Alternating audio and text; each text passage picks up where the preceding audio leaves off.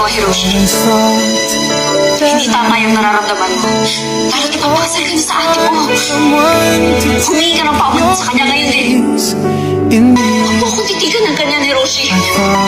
Bawiin mo ang lahat ng kabalbalang pinagtapat mo sa kanya kanina dahil wala kang dapat ibang mahalin kung hindi siya dahil natakda na kayo ipakasal, hindi ba? Hindi namin batid kung anong mangyayari sa amin dito. Andali na paano kung mamatay ako dito? Tatanggapin ko kung ano man ang kapalaan ko. Kung mamatay ako may tangal, kaysa mamatay ako isang sinungaling. Katumbas lamang pa rin ko sa lupa. Ang aking halaga para siya. Ngunit totoo ang mga sinawalag ko kay Teresita. Inibig kita. Inibig kita, Adelina.